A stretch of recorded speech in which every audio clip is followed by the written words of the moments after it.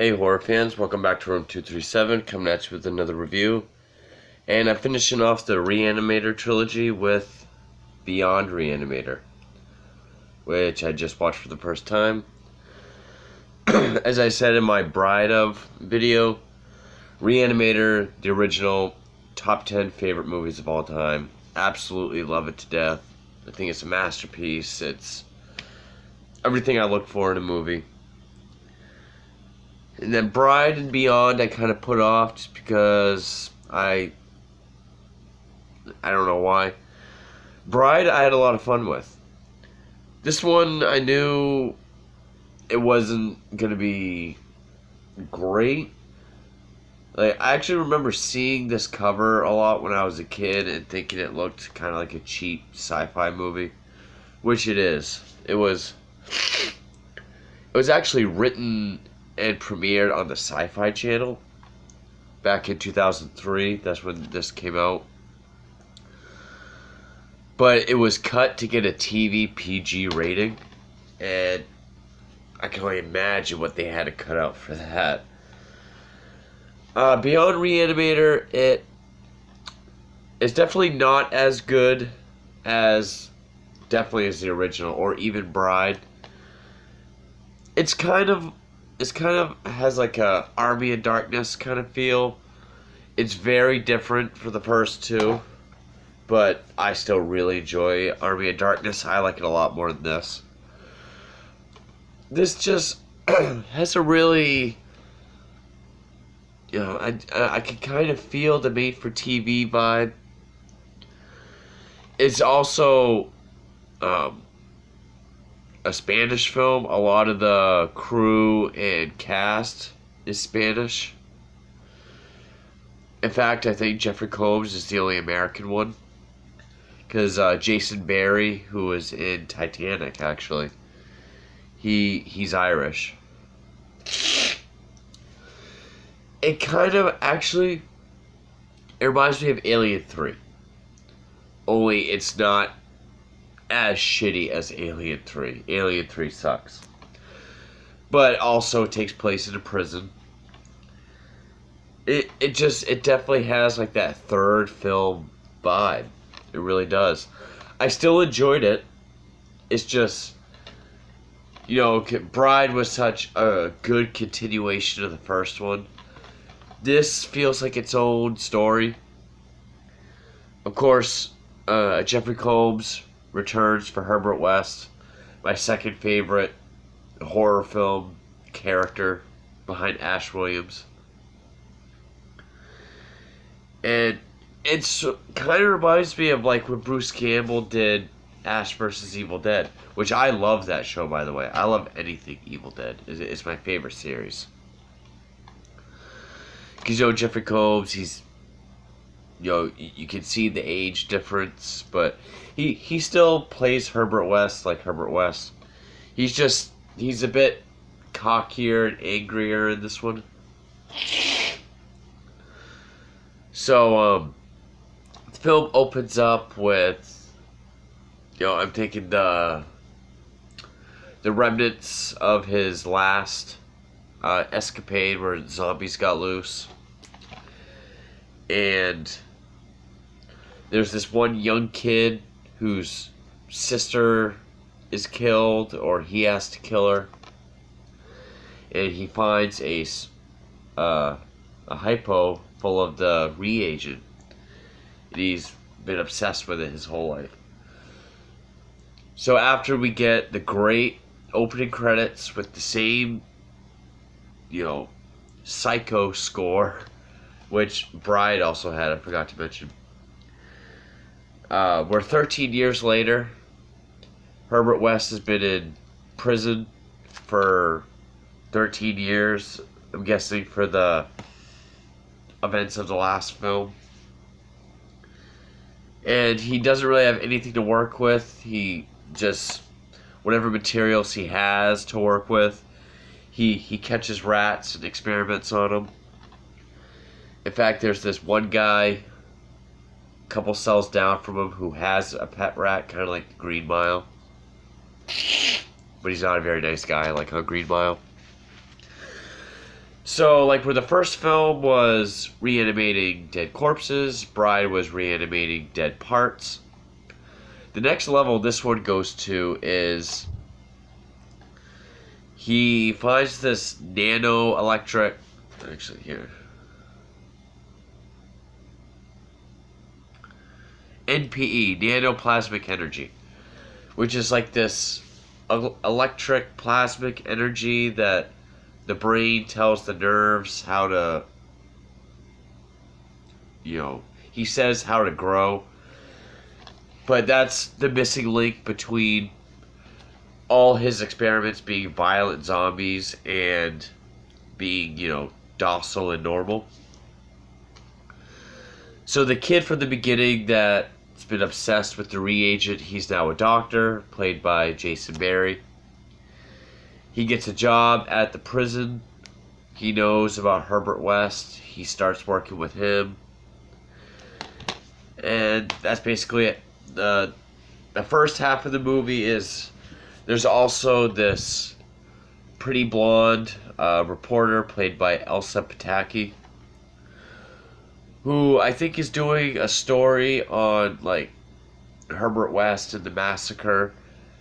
If it says, I missed it, so don't listen to me on that. But the doctor and her start a little affair. They bring the guy's rat back to life. They use the electric shit. And then, but, it shows that there's still some bugs. It's like you're normal, but you keep going back and forth between zombie and normal. And the second half is basically a natural born killers. There's a riot, prisoners get loose, and they wreak havoc. And that's basically it. The warden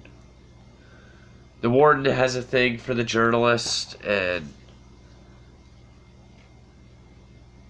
so, like, he kills her because she bribes a guard to go into the hole to talk to this one prisoner named Moses, who's a religious freak that died, and Herbert and the doctor brought back in the beginning of the film.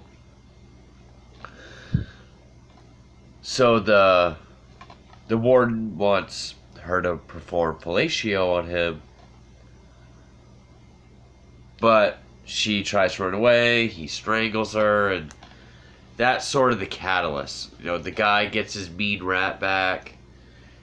They try to bring the journalist back, and then there's the big riot. She comes back, but they kill the warden, take his plasma, and so she keeps going. The ending, it feels like there's a lot of big ideas. They're just not executed very well. It still has good effects. There's a huge effects team. Like, there was like 8 or 9 different credits for the effects. The only one that I really recognized was Madman George. I know I've seen his name before for effects. There is some CGI, but practical effects are still great. In fact, there was one that I thought was CGI. It's because whenever it shows the girl, whenever it shows her changing, it's sort of like the scarab on the mummy. There's like things under her skin moving around. It's like her hand's doing this thing where like her fingers are getting all like wavy, like bending the wrong way. I watched the making of, and that was all practical. There's this one guy who kind of looks like Terry Gilliam of Monty Python, who, get the idea, is a bit of a junkie. He's always down at like the nurse's station trying to get something. Herbert has a bag full of this reagent, and he loses it, and that guy finds it, and he's alive, and he's just juicing himself up with the reagent, which is making him all spun the fuck out. And that's when you get that part that's in the trailer where he's like all shredded and meaty because his body like exploded. And his voice is still normal. He's like, can I get one more? Just one more hit. And Wes is just like, I think you've had enough. So it is kind of silly. Some of the gore is like, it is over the top in like an Army of Darkness kind of way. Because like, Bride of Re-Animator didn't really have a scene like this, but I guess this would be the equivalent. The original is notorious for having the scene of the head giving head. Well, in this, the second time the warden makes the journalist perform fellatio on him, she bites it off and she spits it out, and there's a couple scenes where the rat is like rolling around on it. And when the warden is all evil, he keeps doing this rat thing, like, I don't know, it's not near as good. Of course, Jeffrey Combs as Herbert West is always a blast to watch. It was just great to see another Re-Animator film. I liked Jason Barry as, the Doctor. And I kind of felt like at some points there was like the lip syncing, and then I felt that the journalist Elsa Pataki is like, her voice just sounds like a voiceover of dubbing actress. Then I watched the making of, and I realized almost everybody's Spanish, so everybody's dubbed. But yeah, pretty much, it feels like Alien 3. It's the third movie. It's completely different. It was made for TV. You can kind of feel the quality of being made for TV.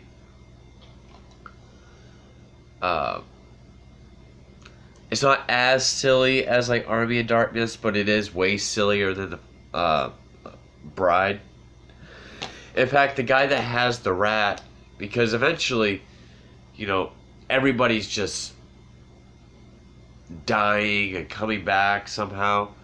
The guy with the rat, there's one point where there's like a room full of hanging prisoners. In Herbert West, there's like a rope falls on his shoulder. When he looks up, there's a rope tied around like the torso of the rat guy. He has no legs, but there's like guts and stuff hanging. But he's still talking and acting normally. Like he's trying to attack him, and like he's unfazed that he lost his legs. So it is kind of silly. And, the ending was kind of a bummer, like how the doctor's going to be taken away because he looks like he killed the journalist. Spoiler alert. But I thought the ending was pretty badass. Like, the warden's obviously dead. Herbert changed into his white shirt and black tie. So, like, when the SWAT team comes in to stop the riot, he's like, I'm in charge of the warden. I need to get him out of here so he can live. Then when he leaves, he just, he like fixes his glasses and he just walks off into the exorcist fog. I thought that was pretty cool. That was a nice little ending. I know for years, Brian Yuzna, who also, who directed Bride and this, he's always wanted to do a fourth film.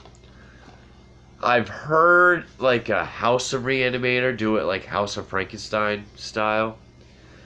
But then I've also heard Island of Re-Animator, where it's like the island of Dr. Mordo, where he would have to reanimate like the president. Either one, I would be ecstatic to see. I feel like even though this is the weakest film, I wouldn't say it's bad. I was still entertained by it. I still enjoyed it. Again, this is pretty much like the Evil Dead trilogy, but like down a peg. So like Army of Darkness is my least favorite Evil Dead film, but I still really enjoy it. Even though Evil Dead 2 is my favorite of that, and the original is my favorite for this. If any of that makes sense. It does feel like a made-for-TV sort of silly sci-fi movie. Does feel like Alien 3 because of the prison setting and how different it is. But I still enjoyed it. And the point I was going to make is why it's like Evil Dead is I feel like they could do anything with Re-Animator. As long as Jeffrey Combs is in it, you know, I think I'll dig it. And Brian Yuzna directs. Or even if Stuart Gordon came back to direct. I know there's been like an Italian remake. I know there was supposed to be an American remake called Herbert West Re-Animator. Be more dark and more like the H.P. Lovecraft source material. I guess it was supposed to come out in 2018, but since 2016 there's been no news on it. I don't want to see a remake of Re-Animator, man. I just don't. Even if it is like Evil Dead, because I love the Evil Dead remake. But anyway, I'm rambling on. Not a whole lot to talk about, because it really is just him in prison. Teams up with a doctor. Everything seems to be alright, and then a couple missteps, and then everything just blows up. Kind of like the other two films.